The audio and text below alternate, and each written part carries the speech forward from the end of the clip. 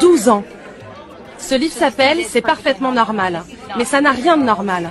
Il est expliqué à des enfants de 7 ans comment se masturber. On en fait de la chair à pédophiles. Des livres explicites destinés à des préados, qui parlent du corps et d'éducation sexuelle. Grave dérive lors d'une intervention d'éducation à la sexualité en CM2. Qui était dans cette lettre?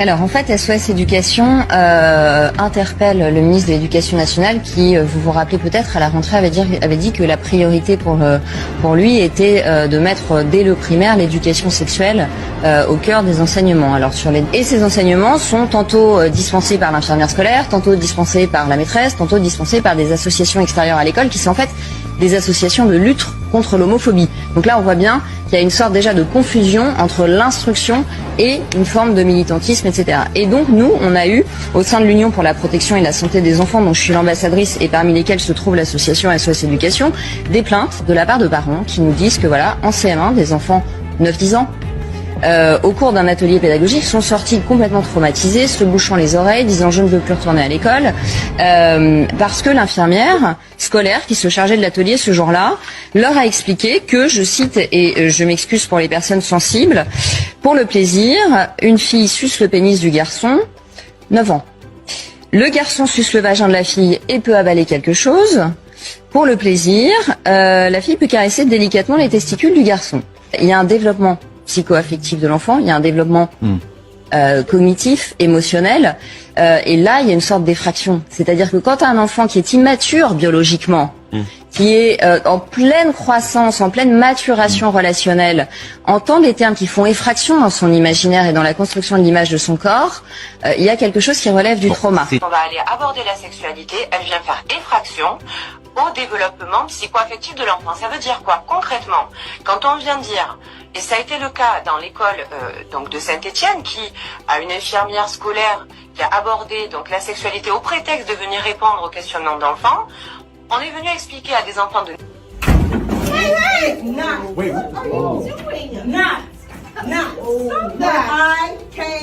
I'm not paying my tax money to support this type of now. Like, why do you have this hanging?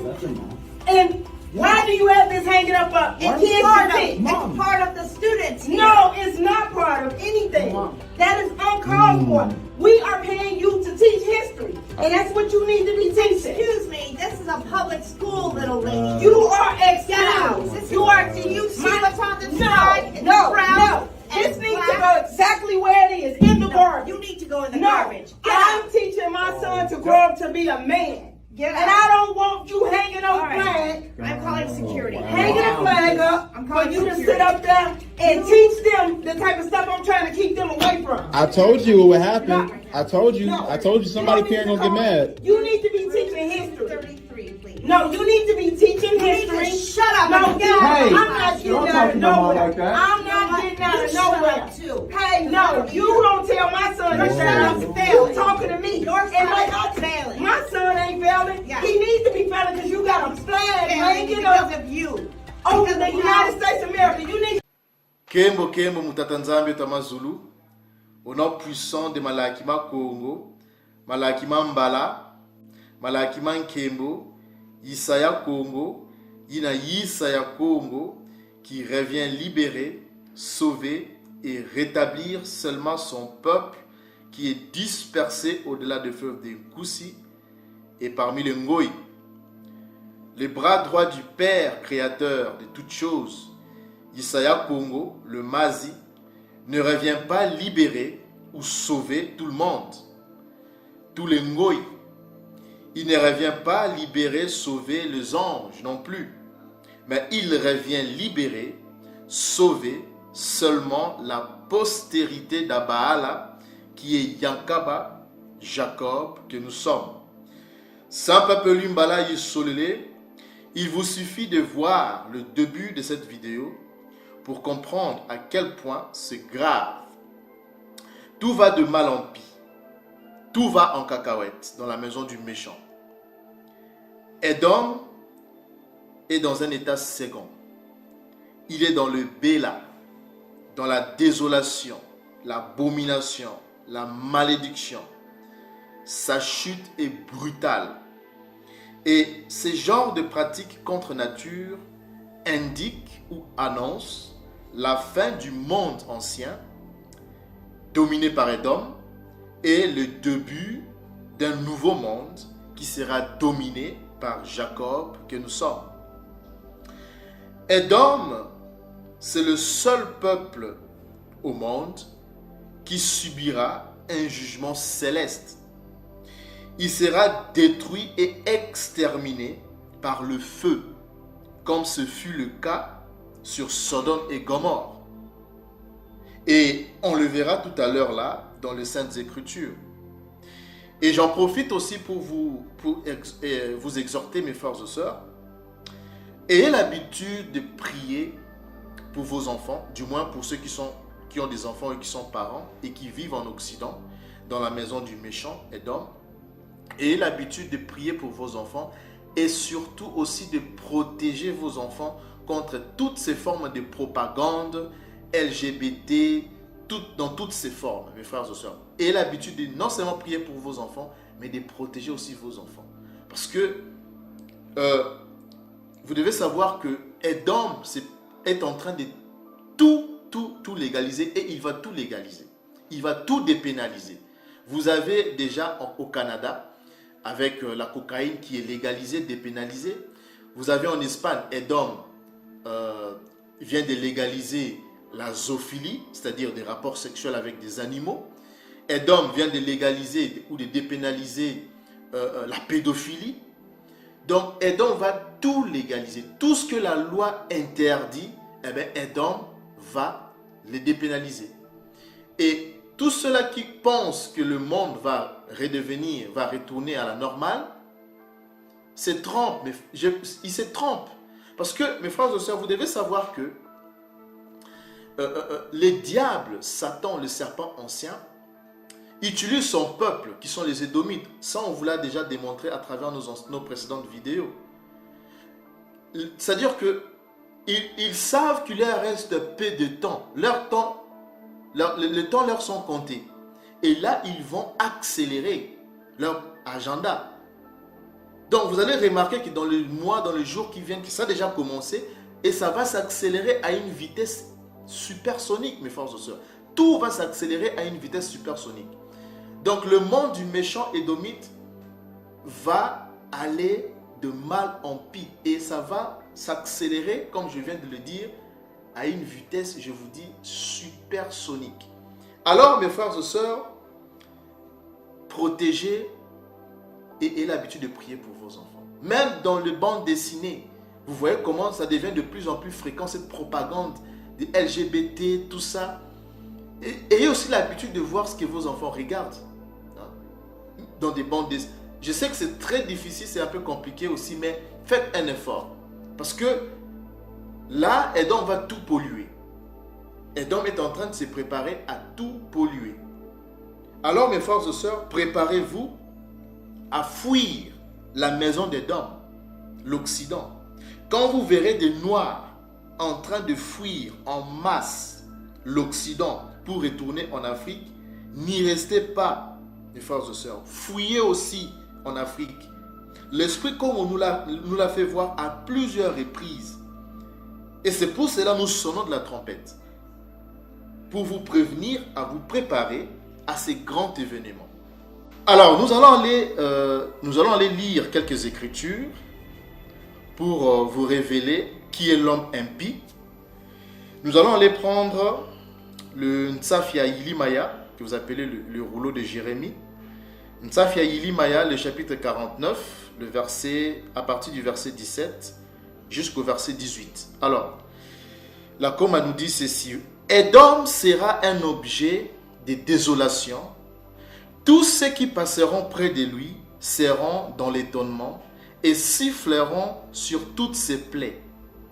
Comme Sodome et Gomorrhe et les villes voisines qui furent détruites, dit Yakongo, il ne sera plus habité, il ne sera le séjour d'aucun homme.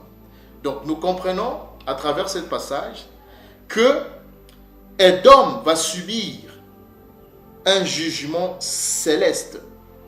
De la même façon que Sodome et Gomorrhe ont subi un jugement céleste, il en sera de même aussi pour Édom. Pourquoi? Parce que le même péché que les gens de Sodome et Gomorrhe ont pratiqué, ce qui avait énervé l'archange Congo, Congo, ce sont les mêmes pratiques qui vont se produire au temps de la fin par Édom. Et Édom, à cause de ces pratiques qui, au temps de Sodome et Gomorrhe, étaient pratiquées, lui aussi, il va en faire de même. Il va aussi subir le jugement céleste qu'avaient subi les gens de Sodome et Gomorrhe. Donc, Édom aussi sera exterminé. Et Édom ne sera plus habité. Il ne sera le séjour d'aucun homme. Mais la question qui se pose, mais quel était le péché de Sodome et Gomorrhe? Parce qu'il faut savoir que les gens de Sodome et Gomorrhe étaient des grands pécheurs, des grands transgresseurs de la loi de Tatanzambi. Parce que le péché, c'est la transgression de la loi d'après le livre de 1 Jean, le chapitre 3, le verset 4. Ok? Et pour cela, nous allons aller lire pour découvrir ensemble avec vous quels étaient ces péchés qu'avaient commis les gens de Sodome et Gomorrhe. Prenons le livre de Biloussi, le chapitre 13, le verset 13. Alors, Biloussi, le chapitre 13, le verset 13 nous dit ceci: les gens de Sodome étaient méchants.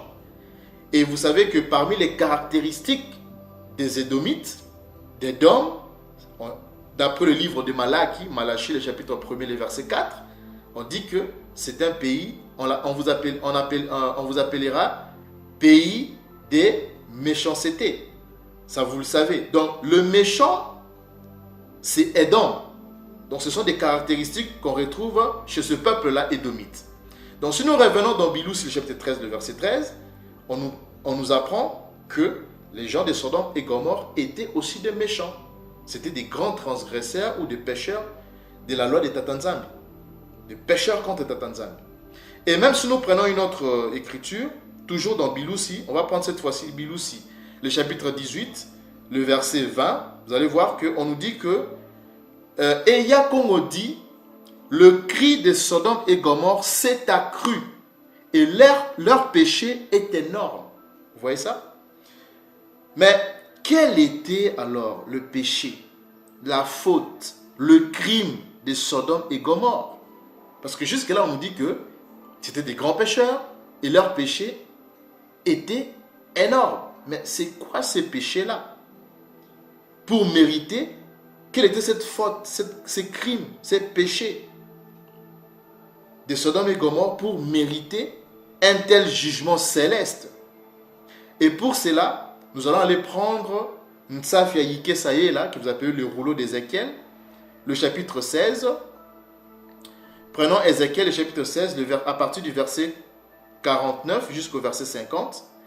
Voici quel a été le crime de Sodome, ta sœur. Elle avait de l'orgueil. Elle vivait dans l'abondance et dans une insouciante sécurité. Elle et ses filles, elle ne soutenait pas la main du malheureux et de l'indigent. Au verset 50, elles sont devenues hautaines et elles ont commis des abominations devant moi. Regardez la suite. Je les ai fait disparaître quand j'ai vu cela. Voici mes frères et sœurs. Donc, vous voyez que ici, au verset 50, le terme yiddish, parce qu'il faut savoir que ce peuple qui aujourd'hui occupe ou habite l'Israël ne parle pas l'hébreu. Ok? La langue qui est parlée là-bas, c'est le yiddish. Ok? Ce n'est pas de l'hébreu, c'est du yiddish. Donc, le terme yiddish traduit par abomination est exactement le même terme employé en Lévitique, dans le livre des Vaïka, que vous appelez Lévitique, le chapitre 18, le verset 22, pour l'homosexualité. Et on va aller prendre d'abord la version, toujours dans la même version, l'évangile.com, mais nous allons prendre la version, je dirais, Strong. Ok, on va prendre la version Strong. On va cliquer sur le mot abomination. Alors, si nous cliquons sur le mot abomination, regardez mes frères et sœurs, on va essayer un peu d'agrandir cette fenêtre. Alors, on va agrandir la fenêtre. La concordance est la suivante. Donc, c'est les 84-41. Ok? Donc, le mot abomination dans la comma a pour concordance les 84-41. Alors, je vous ai dit que le terme, parce que ces mots-là ne se prononçaient pas comme ça. Ça, c'est du yiddish. Ça, c'est la prononciation en yiddish. Donc, le terme yiddish traduit par abomination, comme je viens de le dire, c'est exactement le même terme employé en Lévitique, le chapitre 18, le verset 22, pour l'homosexualité. Et on peut voir ça, vous allez voir que c'est le même mot. Ici, ces Édomites le prononcent en yiddish dans leur langue Toba. Ils le prononcent Toba. Et la concordance, c'est les 84-41. Retenez bien ça. Alors, on va aller prendre le livre de Lévitique, les rouleaux de Lévitique, donc Ntsafia Vaïka. Ntsafia Vaïka, le chapitre 18, le verset 22. Alors, le verset 22 nous dit ceci. Tu ne coucheras point avec un homme comme on couche avec une femme. C'est une abomination. Et si nous cliquons sur le mot abomination, regardez vous-même, mes frères et sœurs, n'est-ce pas le mot que nous avions retrouvé, que nous venons de voir dans le livre de Ikesaïe, là, Ézéchiel? C'est le même mot et la même concordance. Vous voyez ça? C'est toujours les 84-41. Et c'est toujours le même mot. En yiddish qui lise Toba. Vous voyez ça? Alors, maintenant, nous allons d'abord aller vous révéler c'est-à-dire la bonne prononciation en hébreu, parce que le paléo-hébreu, le paléo-mbala, n'est parlé qu'au-delà des veuves de couche. Ça, on vous l'a révélé dans plusieurs de nos vidéos.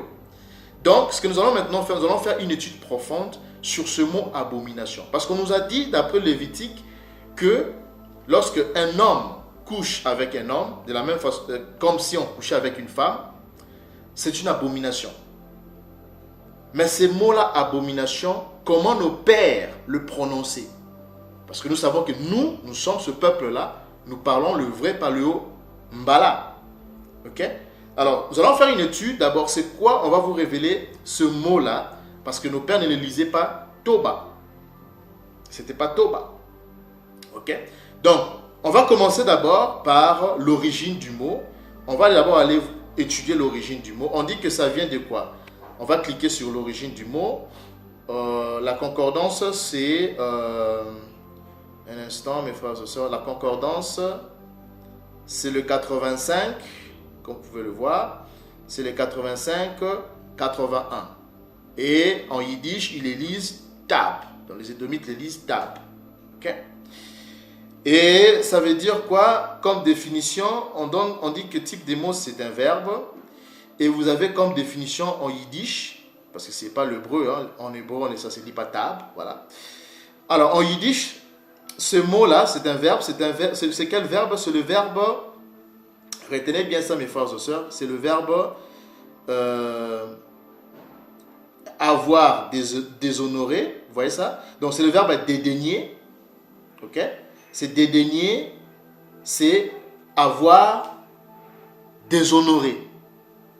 Avoir en abomination. Ok? Mais retenez ces deux verbes-là. Dédaigner ou avoir déshonoré. Ça, c'est l'origine du mot abomination. Mais nous allons utiliser la lueur. Ok? On va utiliser la lueur. Parce qu'il faut savoir une chose. Si nous retournons un peu, remontons un peu vers le haut pour étudier d'abord l'orthographe de ce verbe, nous voyons qu'en premier lieu, nous avons le tav. Ok, nous avons le TAV. Alors, nous allons aller prendre aussi notre alphabet paléo-mbala. Si nous prenons l'alphabet paléo-mbala, le TAV, c'est quoi? Eh bien, le TAV, c'est la lettre T que vous voyez là. Donc, le TAV, c'est la lettre T. Ok? Ensuite, après le TAV, nous avons le Aïn. Alors, vous savez que le Aïn, c'est quoi? C'est la lettre... Ok? C'est la lettre... en fait, c'est la lettre A. Ok? Les Aïn, c'est la lettre A. Ensuite, nous avons quoi? Ensuite, nous avons le Bet. Ok? Nous avons le Bet. Or, le Bet, en paléo-mbala, dans notre alphabet, le Bet, c'est quoi? Eh bien, le Bet, c'est justement la lettre B. Ok? C'est la lettre B. Alors, maintenant que nous avons ces lettres, parce qu'il faut savoir une chose, mes frères et sœurs. Le paléo-mbala est une langue, on cesse de le dire, c'est une langue consonantique. Il n'y a pas de voyelles. Ceux qui ont ajouté des voyelles, ce sont des masorettes, vous avez des masos, qu'on appelle des masos là, hein, des masorettes édomites, qui ont ajouté des voyelles pour vocaliser le paléo-mbala. Mais à la base, c'est une langue consonantique. Donc, pour avoir la bonne prononciation, il faut se référer dans le vrai paléo-mbala qui est nos langues. Et ici, en l'occurrence, on va se focaliser beaucoup plus sur les Kikongo et la Lingala, le Lingala. Donc, ici, mes frères et sœurs, nous avons, ici, regardez comment ils lisent ces mots-là, ils le lisent tab. Mais ce n'est pas comme ça que nos pères le lisaient, parce que ce verbe-là veut dire avoir déshonoré, ou c'est quoi? Ou c'est aussi dédaigner. On va aller d'abord prendre la lueur pour voir comment se prononcer ce mot-là par nos pères. Ok? Mais avant de prendre la lueur, allons aussi d'abord prendre les dictionnaires paléo-mbala pour voir est-ce qu'on peut retrouver ces verbes-là. Dédaigner, avoir, déshonoré, avec cette orthographe-là, T, B, c'est toujours un son biphonique. Allons-y prendre les dictionnaires paléo-mbala, mes frères et sœurs. Alors, si nous prenons les dictionnaires paléo-mbala, on va aller chercher, voilà, les dictionnaires paléo-mbala. Alors, qu'est-ce que nous avons, mes frères et sœurs? Regardez vous-même. On dit Tumba, ok? Tumba, c'est quoi? C'est jeter la faute sur, c'est blâmer, c'est reprocher, ok? C'est condamner, ok? Mais regardez vous-même, mes frères et sœurs. On dit que c'est mépriser. Or, vous savez que mépriser, c'est dédaigner. Hein? Mépriser, c'est dédaigner d'après les synonymes. C'est la même chose. Quand on dit dédaigner, c'est mépriser. C'est la même chose. C'est aussi quoi? C'est aussi blasphémer. Blasphémer. Mais ce n'est pas tout, mes frères et sœurs. Ce n'est pas tout. On dit c'est aussi quoi? On dit que c'est aussi punir. Retenez bien ça, mes frères et sœurs. Donc, Tumba veut dire mépriser ou dédaigner. Ça veut dire blasphémer. Ça veut dire aussi punir. Mais ce n'est pas tout. Ce n'est pas tout. Vous allez voir que Tumba, c'est aussi... Tumba, c'est aussi... un instant. Alors, Tumba, c'est aussi quoi? Tumba, c'est aussi souiller. C'est le verbe souiller. Regardez le prochain verbe, on dit quoi? C'est le verbe déshonorer. Déshonorer. Et c'est le même verbe, n'est-ce pas, qu'on a vu ensemble avec vous dans l'évangile.com, d'après la définition que nous donne l'évangile.com, on dit que c'est avoir déshonoré ou déshonoré. Donc, ces mots-là, ce verbe-là, ne se prononçait pas tab, mais ça s'est prononcé tumba. C'est le verbe tumba. Tumba qui veut dire déshonorer ou avoir déshonoré. Vous voyez ça? C'est déshonorer. Et c'est la même chose dans le dictionnaire paléo-mbala. Ok? Dans le dictionnaire paléo-mbala. Donc, tumba veut dire déshonorer. Ça veut dire aussi punir, on vient de voir ça. Ça veut dire aussi mépriser ou dédaigner. Ok? Ça veut dire aussi blasphémer, quoi. C'est blasphémer, c'est déshonorer, c'est souiller. Et c'est la même chose. Et on vient de le voir ensemble avec vous. Donc, mes frères et sœurs, ces mots-là, ok? Ces mots-là, on vient de voir comment nos pères lisaient ces mots-là. Si nous prenons maintenant la lueur, hein, ces mots-là, c'est prononcé Tumba. Ok? C'est pas table, c'est Tumba, qui veut dire déshonorer. Maintenant, si nous retournons, parce que là, on vient de trouver la racine primaire. Ok? C'est la racine primaire du mot abomination. Maintenant, nous allons remonter vers le mot, retournons dans le mot abomination. Maintenant que nous avons l'origine primaire, ça devient maintenant facile. C'est pour cela que vous voyez ici que dans l'orthographe du mot abomination, vous avez le vav. Et bientôt, là, on va étudier ce mot. Le vav qui a soit le son du O ou bien du U. C'est pour cela que ça se lit Tumba. Et ici, en yiddish, ils le lisent Toba. Mais ce n'est pas Toba. Ok? Ça, c'est le verbe. Comme étant verbe, ça ne se lit pas Toba, mais c'est Tomba comme verbe. D'accord? On vient de le voir. Mais maintenant, ce que nous allons faire, nous allons maintenant étudier le mot abomination. Parce que là, on vient de trouver son origine, c'est-à-dire sa racine primaire. Allons-y maintenant étudier le mot, le substantif, le mot abomination. On va étudier l'orthographe. Nous avons le tav. Or, le tav, on vient de le voir. On a dit que le tav, c'est la lettre T. Ensuite, vous avez le vav. Le vav, il faut savoir que le vav, comme je viens de le dire aussi, le vav, il a soit le son, du W, soit le son du V, soit le son du O, soit le son du U. Et ici, à l'occurrence, le vav, il aura le son soit du O, soit du U. Donc, on peut le lire soit tomba, ou tumba, ou tumbu, tombu. Donc, ça sera comme quelque chose de pareil. Alors, après le vav, nous avons le aleph, le aïn, pardon, on vient de vous le dire aussi, d'après l'alphabet paléo-mbala, on vient de le voir que le aïn, c'est la lettre A, et nous avons le bet, qui est la lettre B, on a vu ça aussi pour le mot, la racine primaire, et à la fin, nous avons le hé. Alors, le hé, en fait, c'est juste un H muet, hein? C'est juste un H muet, donc il ne se prononce pas, le hé, d'accord? Il est là. C'est juste un H muet. Donc, on ne les prononce pas.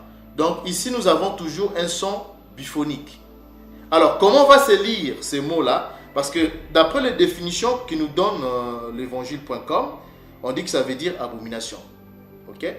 Donc, ça veut dire abomination, ça veut dire quelque chose d'abominable. Alors, comment nos pères lisaient ces mots? Parce qu'il faut savoir, c'est quoi d'abord une abomination? Hein? Une abomination, ok, c'est quelque chose, en fait, c'est un crime, en fait. Une abomination, c'est un crime. Une abomination, c'est une faute. C'est une souillure. C'est une monstruosité. Ok? Donc, comment alors on va se lire ces mots? Comment nos pères lisaient ces mots? Vous allez voir que si nous prenons les dictionnaires paléo-mbala, vous allez voir que ces mots-là, nos pères le lisaient Tumbu. Donc, nos pères lisaient ces mots Tumbu. Et Tumbu veut dire quoi? Au pluriel, bitumbu. Hein? Tumbu au singulier, bitumbu au pluriel. Donc, Tumbu veut dire une faute, c'est la faute. C'est aussi une punition, parce que ça vient du verbe punir. C'est une faute, c'est une punition.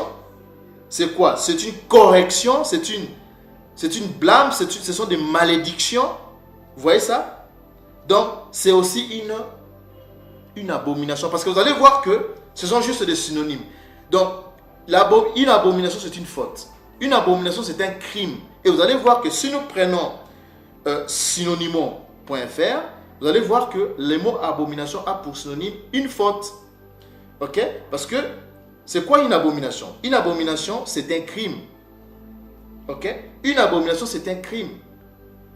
Et le mot crime a pour synonyme quoi? Si nous cliquons sur le mot crime, regardez vous-même, vous avez quoi? Vous avez la faute. Vous voyez ça? Donc ce sont des synonymes. Donc, et c'est la même chose. Donc ces mots-là ne se prononçaient pas toba, non, ou toba. C'est tout, ça vient du verbe tumba, qui a donné pour substantif ou pour mot, le mot tumbu. Tumbu qui veut dire un crime, une faute, une punition, une abomination, une souillure. Parce que ça vient du verbe souiller, déshonorer. Maintenant, vous comprenez ça. Et d'ailleurs, dans la langue ngala, chez nos frères le bangala, ils disent etumbu. Etumbu, ça veut dire, c'est quelque chose de... C'est une punition, en fait. C'est un crime, c'est une faute, c'est une punition, c'est une abomination. C'est une désolation aussi. Ok? C'est une désolation aussi. Donc, vous voyez que c'est la même chose. Donc, l'abomination, une abomination, c'est un crime. Ok? Et un crime, c'est une faute. Et c'est ça qu'on retrouve aussi dans les dictionnaires paléombala. On vient de le voir ensemble avec vous. Que tumbu, c'est une faute. Et c'est la même chose. Donc, nos pères... alors, comment nos pères lisaient ces mots? On vient de le voir ensemble avec vous, que ces mots-là, c'est lisé ou c'est lit tumbu. Tumbu. On peut aussi on peut aussi le lire tumba.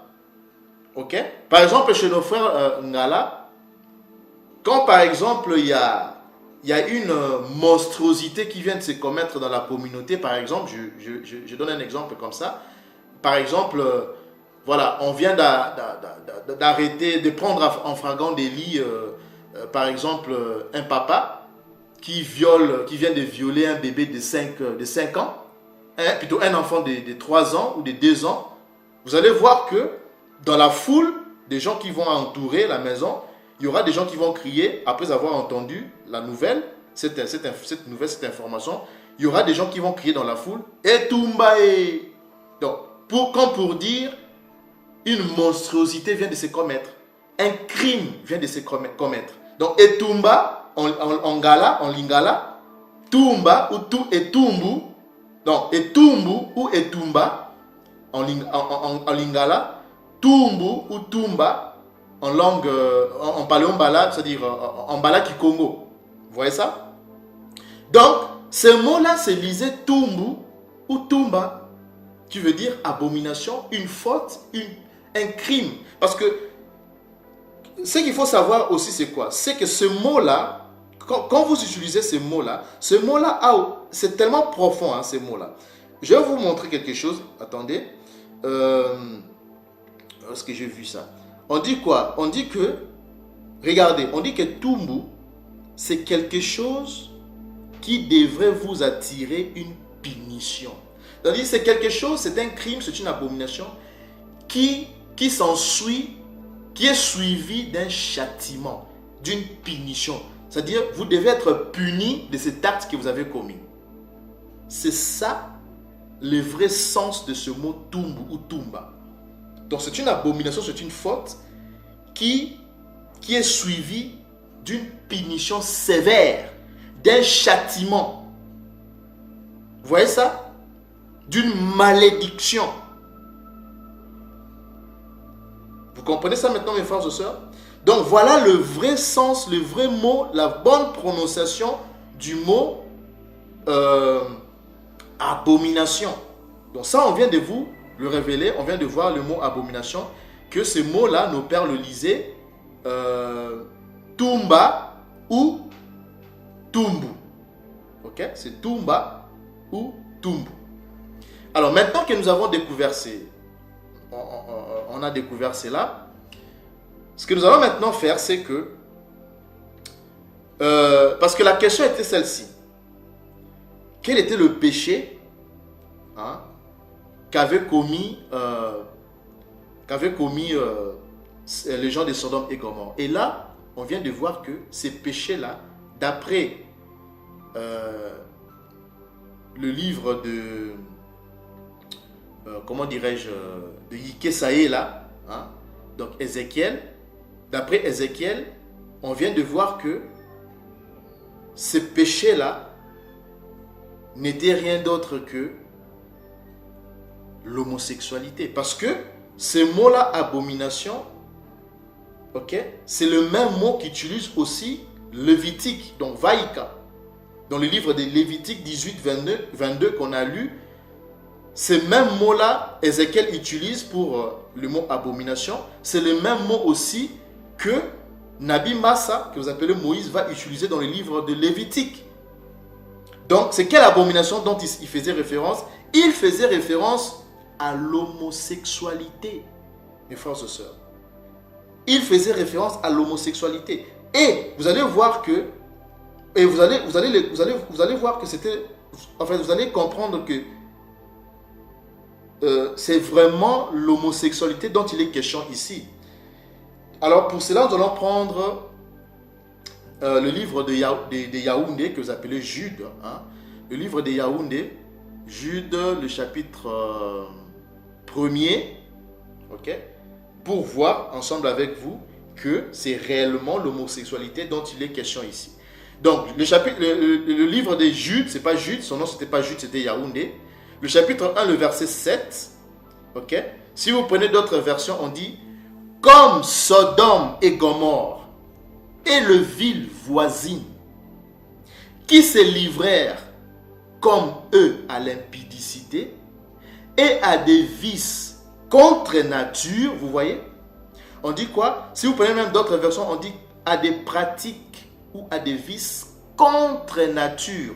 Et cela confirme exactement qu'il s'agit ici de l'homosexualité. Donc, ce qui a attiré la colère de l'archange Congo pour détruire, exterminer ces gens de Sodome et Gomorrhe, c'était des pratiques contre nature, donc l'homosexualité. C'est pour cela Ézéchiel utilise le même mot abomination, Tumba ou Tumbu, et ces mêmes mots-là aussi, Moïse l'a utilisé dans le livre de Vaïka Lévitique, le chapitre 18, le verset 22. Donc il s'agit ici de l'homosexualité. Donc quand nous lisons, après avoir lu, parce qu'on va terminer d'abord, on dit comme Sodome et Gomorrhe et le ville voisine qui se livrèrent comme eux à l'impudicité et à des vices contre nature, sont donnés en exemple, subissant la peine d'un feu éternel. Vous voyez ça, mes frères et sœurs? Donc nous comprenons que l'homosexualité n'était pas le seul péché. Je ne dis pas que l'homosexualité était le seul péché commis dans Sodome et Gomorrhe. Non. Mais c'était apparemment la raison principale de la destruction et l'extermination ou la destruction de ces deux villes. Et il en sera de même pour Édom qui subira le même sort. Il sera détruit et exterminé pour toujours. Et ça, on l'a vu ensemble avec vous dans le livre de Yilimaya. C'est pour cela, Yilimaya, dans le rouleau de Yilimaya, Safia Yilimaya, on fait cette comparaison, c'est-à-dire de la même façon que Yakongo a détruit Sodome et Gomorrhe, il en sera de même aussi pour Édom. Pourquoi? Parce que Édom va reprendre ces pratiques de contre-nature qui se pratiquaient, qui se faisaient dans Sodome et Gomorrhe. Et ils vont aussi copier ce genre de pratiques-là. Et c'est exactement ce que nous sommes en train d'assister aujourd'hui. Et vous l'avez vu au début de la vidéo. Ok? Donc, Édom a atteint le point de Sodome et Gomorrhe. Et la conséquence, c'est quoi? Il va subir la punition. Il va subir les châtiments. Il va subir,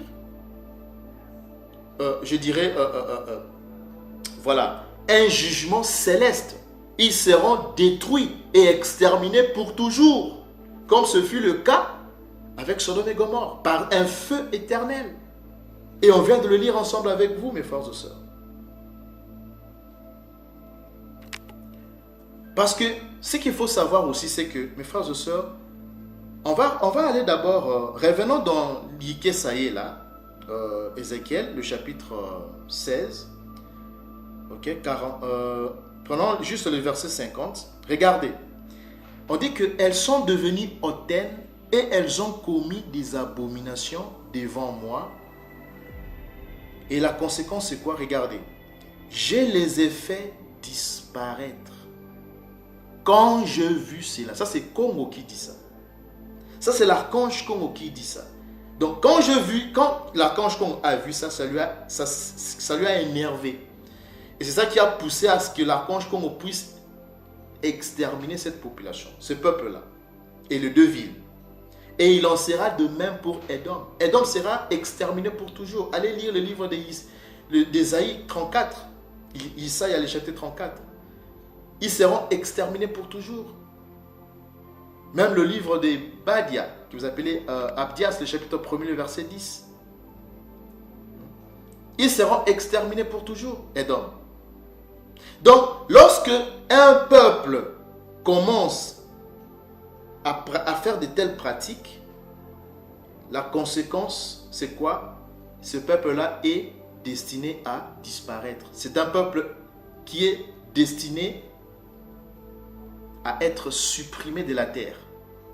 Donc, l'archange Congo va exterminer cette race édomite à cause aussi de ce genre de pratiques contre nature. Parce que si nous prenons la version, vous allez voir que pour le verbe qui est utilisé ici, prenons d'abord la version,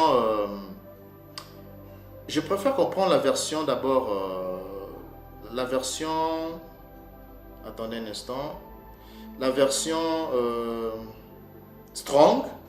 Donc nous sommes dans Ézéchiel chapitre 16, le verset 50. On va juste cliquer sur le verbe disparaître. Si nous cliquons sur le verbe disparaître, regardez, on va essayer un peu d'ouvrir cette fenêtre. Regardez vous-même mes frères et sœurs. Regardez la beauté de la vérité. Regardez. D'abord, ici nous avons la concordance 54-93. Et qu'est-ce que nous avons comme orthographe? Nous avons le signe. Pour ceux qui ne savent pas, le signe, c'est la lettre S. On peut vite prendre notre... on va prendre notre alphabet paléombala. Le signe, il est là, c'est la lettre S. Okay. Après le signe, nous avons le vav. Le vav, on vient de voir ensemble avec vous que le vav, il a soit le son du O ou bien du U, WV. Et donc, à l'occurrence ici, ça sera la lettre soit O, soit U. C'est pour ça que vous voyez qu'en yiddish, il élise sur. C'est à cause du vav. Et à la fin, nous avons le resh. Alors, le resh, c'est la lettre R. Ok? Le resh, c'est en fait la lettre R. Et la lettre R, en paléombala, il a aussi le son du L. Et on a vu ça dans beaucoup d'exemples, comme par exemple en Shona, pour dire la pluie, ils disent Mvura. Mvura. Et en Bala Kikongo, on dit Mvula, avec L. Ok? Donc, vous voyez que dans les langues sémitiques, okay, le R peut aussi a aussi le son du L. Donc, on peut lire ça soit sol, soul, parce que c'est un son biphonique. Okay? Parce que nos pères ne le lisaient pas ici, ne le lisaient pas comme ça, comme en yiddish, comme on peut le voir ici en yiddish. Ça ne se lisait pas comme ça. Et on dit que c'est un verbe. C'est un verbe. Et on dit que c'est quel verbe? On dit que c'est... Retenez bien mes frères et sœurs, on dit que c'est le verbe ôter. C'est aussi quel verbe? C'est aussi le verbe écarter. Vous voyez ça? C'est le verbe ôter, écarter, séparer, ok? Disparaître. Vous voyez ça? C'est aussi quoi? C'est aussi le verbe mettre à part. Donc, c'est écarter, c'est ôter, mettre à part, disparaître. Donc, ôter, écarter, ok? Disparaître. Alors, comment nos pères alors lisaient ces mots? Vous allez voir que ces mots-là, je dis que ça sera soit sol ou soit soul. Mais la bonne prononciation, c'est sola. Donc, nos pères prononçaient ces mots-là, sola. Sola qui veut dire mettre à part, disparaître, ôter ou écarter. Et vous allez voir qu'on peut prendre notre dictionnaire. Prenons le dictionnaire Paléo-Mbala. Allons-y prendre notre dictionnaire Paléo-Mbala. Alors, sola, regardez vous-même. Sola veut dire quoi? Vous allez voir que c'est les mêmes définitions. Sola veut dire, on dit que c'est quoi? C'est le verbe écarter, ça et là. Mes frères et sœurs, ça et là. Donc, écarter, on dit que c'est ôter, c'est écarter. D'accord? C'est ôter, c'est écarter. C'est la même chose. Sola, c'est écarter. Et dans le deuxième sola, ici en bas, vous voyez quoi? On dit que sola, c'est quoi? C'est ôter. C'est mettre à part, choisir aussi. Donc, c'est écarter, c'est ôter. Sola. Sola. Donc, c'est écarter, c'est ôter. Et vous allez voir que c'est aussi disparaître parce que ce sont juste des verbes, des synonymes. Parce que si nous prenons synonymo.fr, vous allez voir que écarter a pour synonyme quoi? Ôter. Ok? Il a aussi pour synonyme quoi? Chasser. C'est aussi le verbe chasser. Retenez bien ça, c'est aussi le verbe chasser. Donc, écarter, c'est ôter. C'est chasser. C'est aussi quoi? C'est aussi éliminer. C'est éliminer. Et si vous cliquez sur le mot éliminer, vous avez quoi? Hein? Si nous cliquons sur le verbe, sur le mot éliminer, nous avons quoi? Faire disparaître, mes frères et sœurs. C'est la même chose.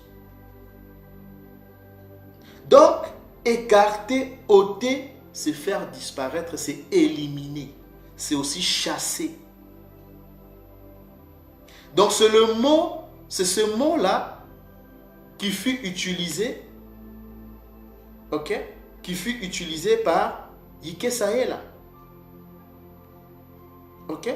Yike Sahela a utilisé ces mots-là, sola, pour dire faire disparaître.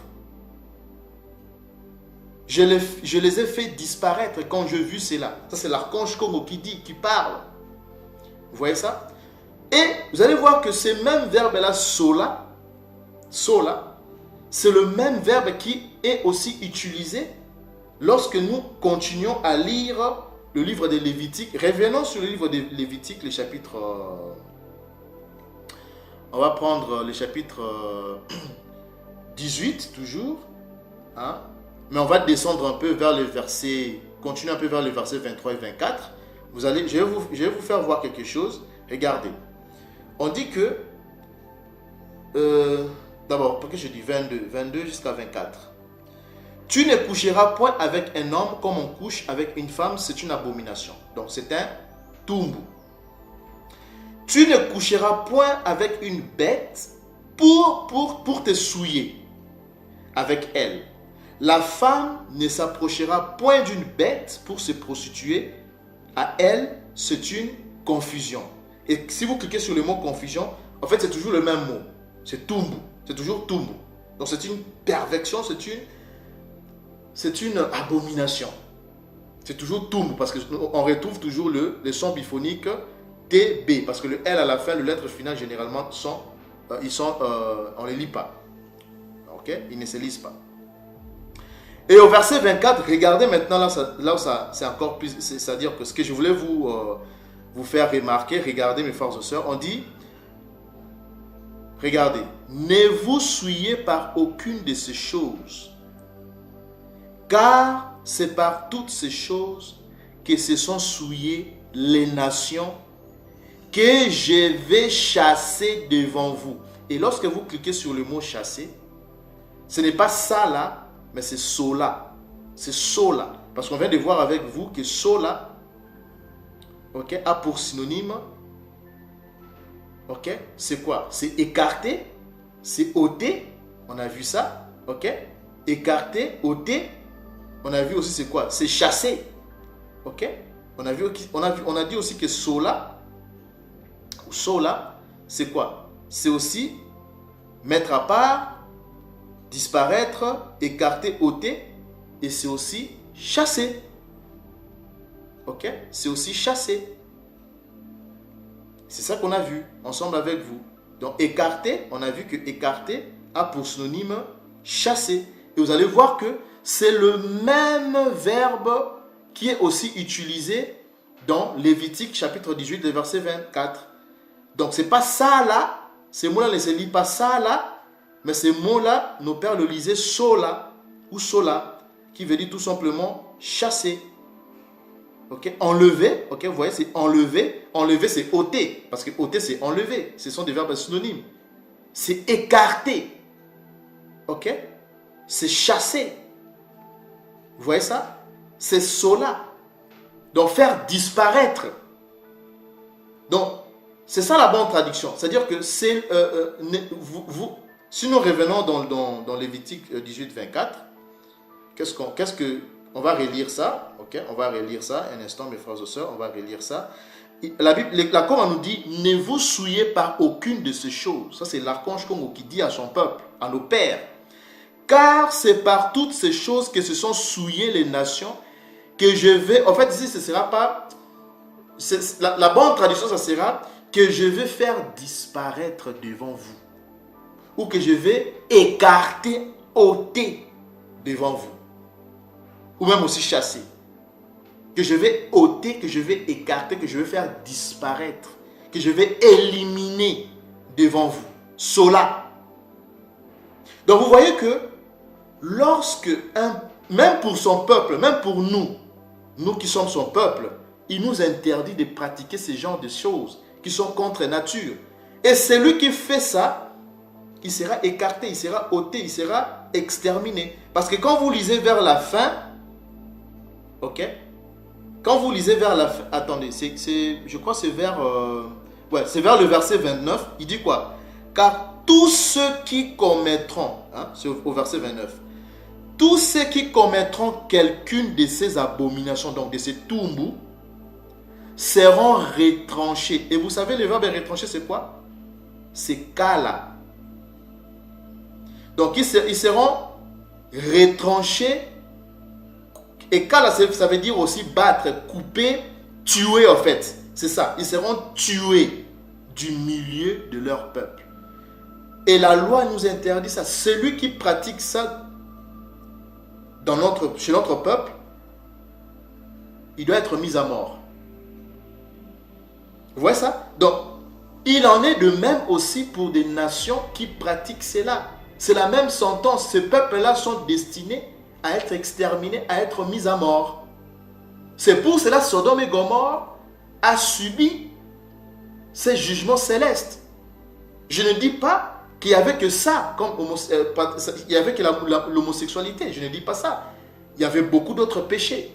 Mais parmi les péchés qui ont attiré sa colère, la colère de l'archange Congo, pour mettre fin avec ces gens-là, pour les exterminer, ok? Donc, c'était quoi?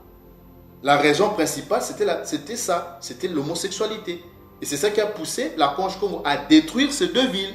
Et il en sera de même pour Édom, qui subira le même sort. Il sera détruit, exterminé, ôté, écarté de cette planète, de cette planète Terre, de ce monde. Parce qu'il représente un danger. Comme chez notre peuple, il nous a interdit de faire ça. Tout celui qui fait ça doit être mis à mort pour enlever le mal dans le peuple. Et c'est la même chose aussi pour le monde dans lequel nous vivons. Il faut enlever le mal. Il va enlever ce mal qui est Édom, qui est le peuple du serpent ancien, le diable Lucifer. Donc mes frères et sœurs, vous voyez que on va maintenant revenir pour conclure. Prenons Yili Maya, on va revenir sur Yili Maya, le chapitre 49, le verset 17 à 18. Ok? Donc là, on vient de voir ensemble avec vous que Édom sera un objet de désolation. Édom a atteint le point de Sodome et Gomorrhe. Et il doit être ôté de ce monde, écarté de ce monde, il doit être exterminé. Il doit enlever ce mal. cette monstruosité qui est Édom. Édom, c'est l'impie. Et on va le voir tout à l'heure là, avec les Écritures, mes frères et sœurs. L'homme impie, on vous le révèle aujourd'hui. L'homme impie, c'est Édom. On dit qu'il sera un objet de désolation. Tous ceux qui passeront près de lui seront dans l'étonnement et siffleront sur toutes ses plaies. Comme Sodome et Gomorrhe et les villes voisines qui furent détruites d'Ia Congo. Il ne sera plus habité, c'est-à-dire il sera exterminé. Et cela rejoint le livre de Isaïe, le chapitre 34. Il ne sera le séjour d'aucun homme. Et on va terminer avec le livre de Yombe, que vous appelez Job. Prenons un instant. Prenons le livre de Yombe. Attendez, Yombe, le chapitre... ouais. On va commencer par le Job, le chapitre 20. Donc Yombe, le chapitre 20, le verset 5. Ok, le verset 5. On dit ceci, là, comme on nous dit ceci. Le triomphe des méchants a été court et la joie de l'impie momentanée. Vous voyez? Le méchant, c'est l'impie. Mais qui est le méchant? Qui est le méchant? Malachie, le chapitre 1, le verset 4. Et si Édom dit, nous sommes détruits, nous relèverons les ruines, ainsi parle Yakomo des armées, qu'ils bâtissent, je renverserai. Et on les appellera qui? On les appellera quoi, pardon? Pays de la méchanceté. Peuple contre lequel Yakongo est irrité pour toujours. Vous voyez ça? Les méchants, c'est Édom, mes frères et sœurs. Et vous pouvez aussi lire à la maison le psaume 50. Ok? Je crois à partir du verset 16. 15 ou 16, si je ne dis pas de... Si je ne m'abuse pas. Ok? Donc, le méchant, c'est Édom. Et c'est lui l'impie, comme nous l'informe Yombe. Le triomphe des méchants, des Édomites, d'Édom a été court. Et la joie de l'impie des Édomites momentanée. Mes frères et sœurs. Et on va prendre aussi Yombe toujours. Mais cette fois-ci le verset 15. Le chapitre 15, le verset 34. Regardez. La maison de l'impie, c'est-à-dire le royaume édomite, Édom, deviendra stérile. Et le feu, vous voyez ça? Le feu, il va subir un jugement céleste. C'est le seul peuple qui subira un jugement céleste. On dit, la maison de l'impie deviendra stérile et le feu dévorera la tente de l'homme corrompu.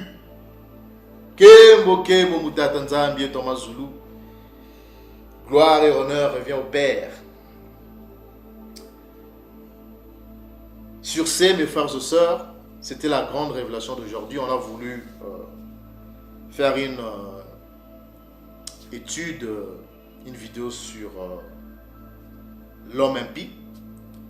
Et sur ces, que Tatanzambi vous bénisse de partout où vous nous avez suivis. Partagez nos vidéos et à bientôt pour d'autres révélations. Tonda.